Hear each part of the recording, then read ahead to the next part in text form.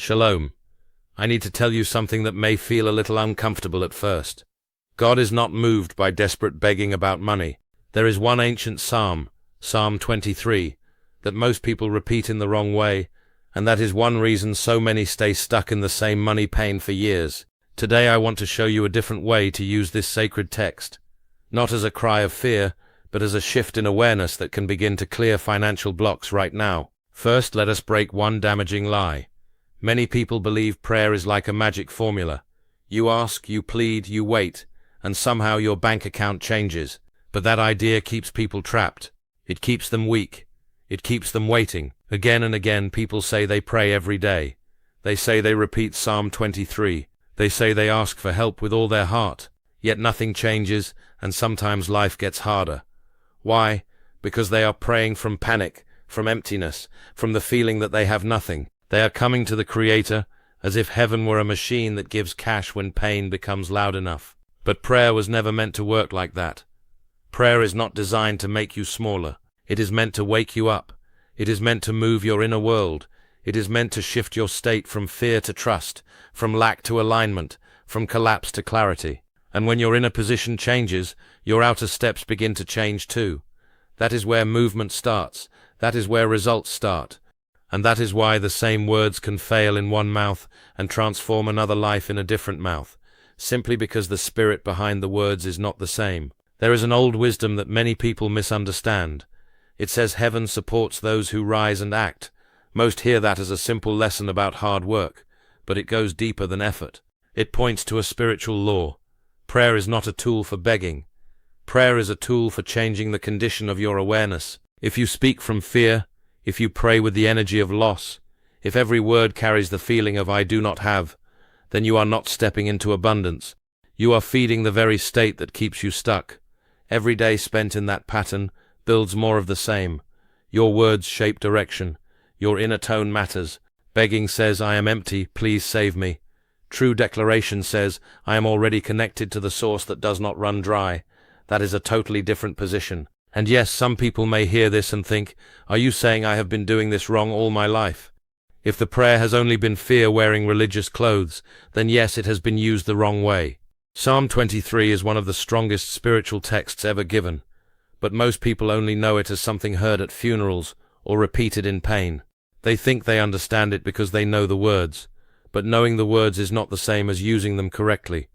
Used with fear, it does little. Used as a living declaration, it can change your whole posture toward life, money, work, and opportunity.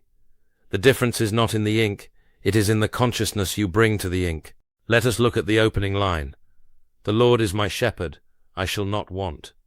Most people say those words like a request. They whisper them as if asking, please make it true. Please let me not struggle. Please take away my need. But that is not the energy of the line. It is not a request at all. It is a declaration of present truth. The Lord is my shepherd. Present tense. I shall not want. Not a wish. Not a plea. A statement of alignment.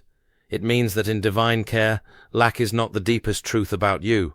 It means provision exists. It means guidance exists. It means you are not abandoned in a dry field, trying to survive by panic alone. Think about the image. A shepherd does not wait for sheep to beg well enough. A shepherd leads them to where food already grows. The supply is not created by the panic of the sheep. The supply is already there. They must follow. That changes everything. You are not trying to force open the heavens with anxious words.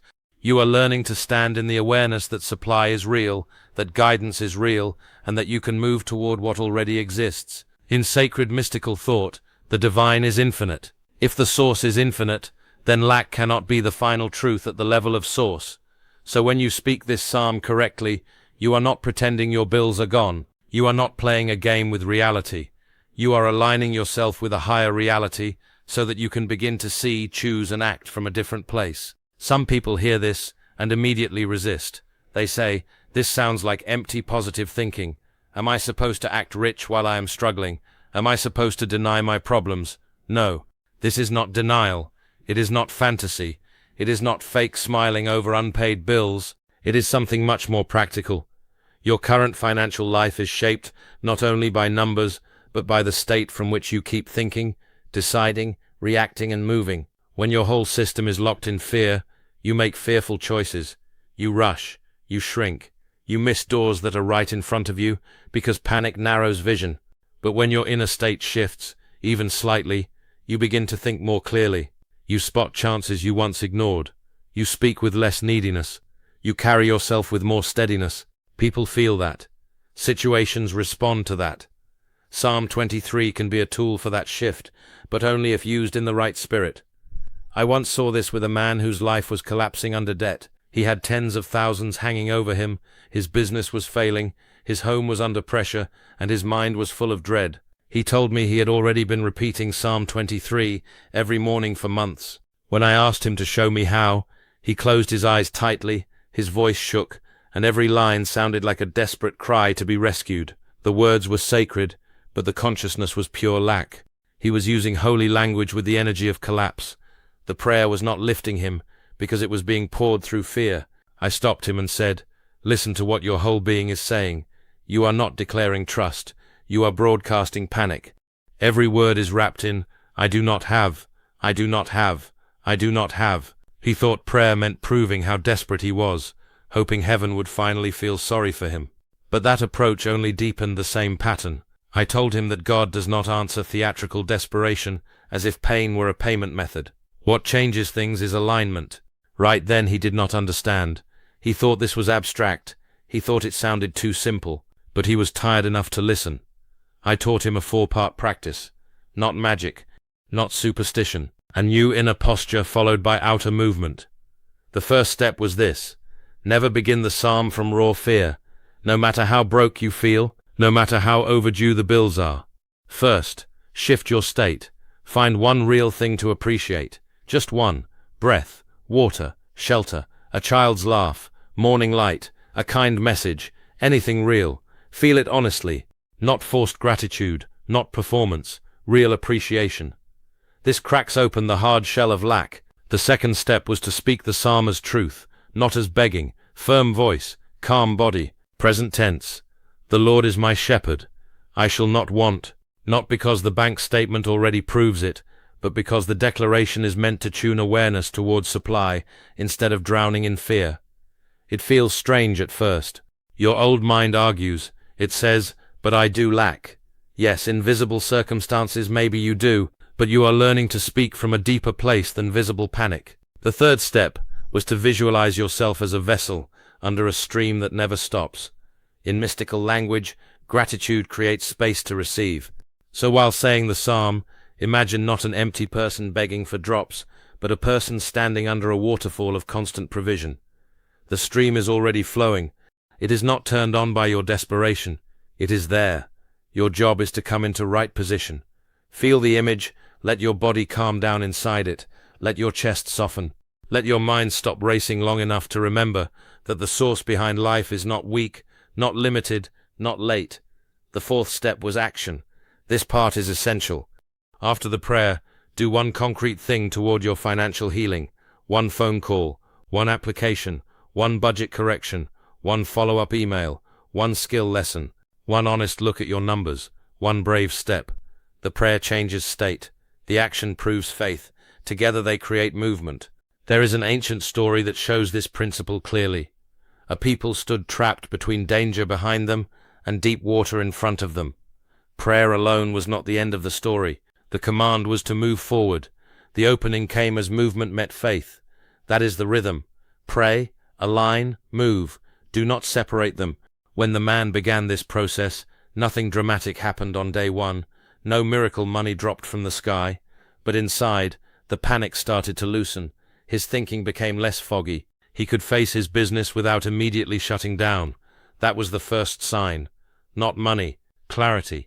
And clarity is often the beginning of change. After some weeks, one forgotten payment from the past finally arrived. Then a chance meeting led to a contract he would once have been too ashamed or too fearful to pursue. Later, with a clearer head, he finally faced his debt directly and negotiated terms he had been too overwhelmed to even attempt before. Over time, he reduced what he owed, built savings little by little, and increased his business income. The important thing is this. The psalm did not act like a trick that made money appear from nowhere. It changed the man who had to meet life. He stopped moving like a beggar and started moving like someone connected to supply. Same face, same world, different state, different results. This is why the practice works. When you live in scarcity consciousness, your choices carry that stamp. Fear makes you reactive, shame makes you hide, desperation makes you cling. But when you operate from steadiness, trust, and a sense of connection, you notice options, you speak differently, you decide differently, and yes, circumstances begin to shift, because your participation in them has changed. This is not about blaming anyone for struggle. Hard systems exist, injustice exists, barriers exist, but even in harsh conditions, consciousness remains a powerful point of agency. It is something a person can work on even before the outer world fully changes. That matters. Your internal position does not erase reality, but it can deeply shape how you meet reality, and that can alter outcomes in ways many people never discover, because they remain stuck in the same fearful loop year after year. There is another part of the practice that makes the shift even stronger, and at first it sounds almost backward. It is giving. Real giving. Even a small amount. Many people say, "I cannot give. I already do not have enough." That reaction reveals the trap.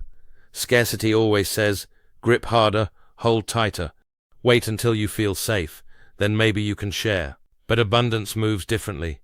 Giving, even in a small way, sends a message to your own spirit that you are not living from pure terror. It says, I am not just a closed fist, I am still connected to flow. The amount is not the point in the beginning, the inner statement is the point. A few coins, a single dollar, a small weekly act of support for someone in need. What matters is the consciousness it trains.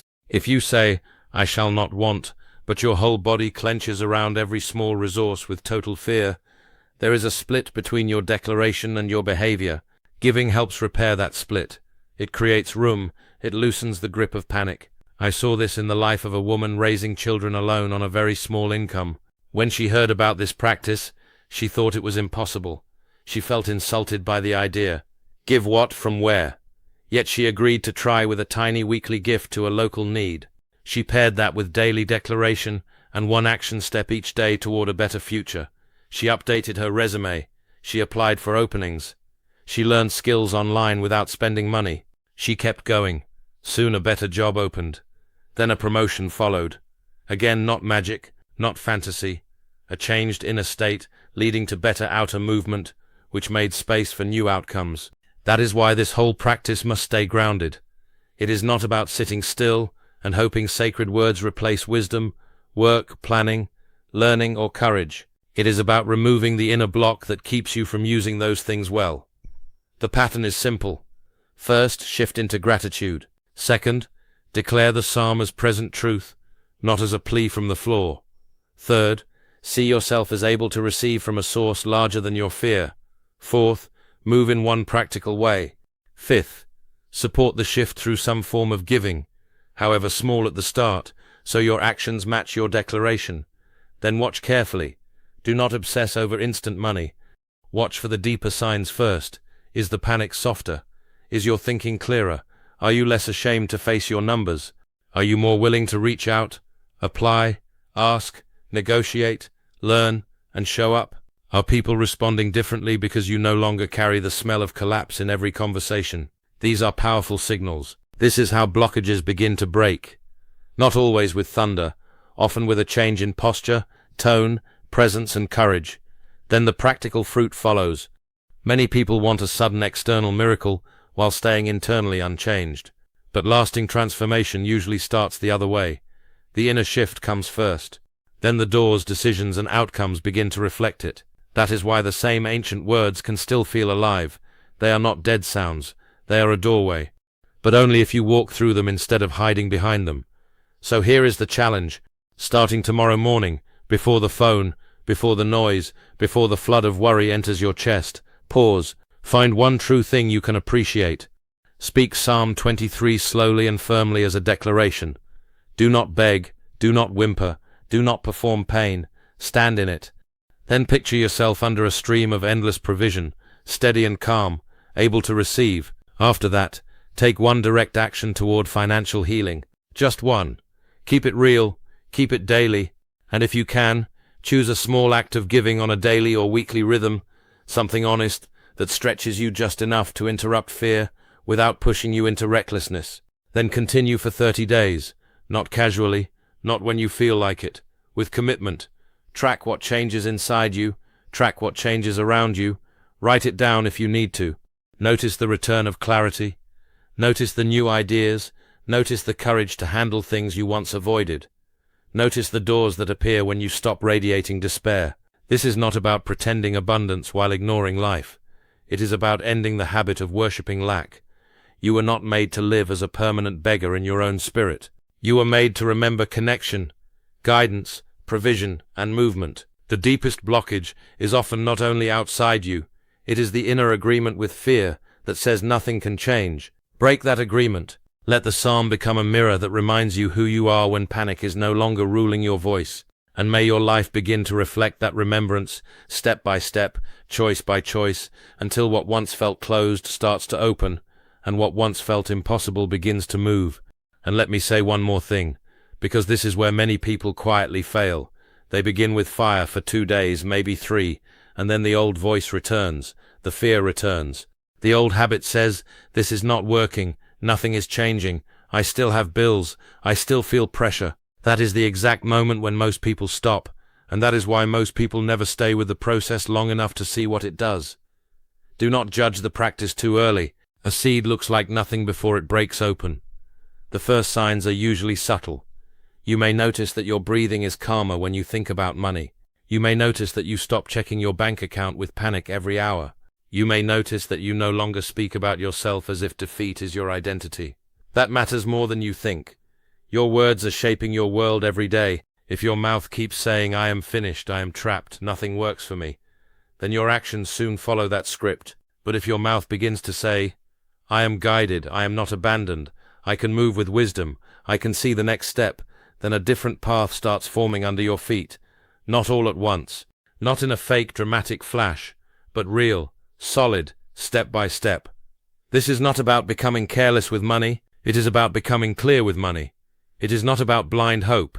It is about steady inner order, and inner order changes outer decisions faster than most people realize. You also need to guard this practice from 3 common mistakes. The first mistake is rushing through it like a chore. If you mumble the words while your mind is already running into fear, you are not shifting anything. Slow down. Mean what you say. Feel the declaration. The second mistake is using the practice while secretly worshipping panic the rest of the day. If you declare abundance for 1 minute, and then spend the next 12 hours repeating fear, envy, shame, and hopelessness, you are pulling against yourself. Catch your language, catch your reactions, catch the small moments when you agree with lack without even noticing it. The third mistake is waiting for a miracle while refusing movement. Some people want the prayer to replace discipline. They want spiritual words to do the work of honesty, planning, learning, repair, and brave action. That will not happen. If you know you need a budget, make one. If you know you need to call someone back, do it. If you know you need to upgrade your skill, begin. If you need to ask forgiveness for careless choices, do that too. The practice gives power to movement. It does not excuse laziness.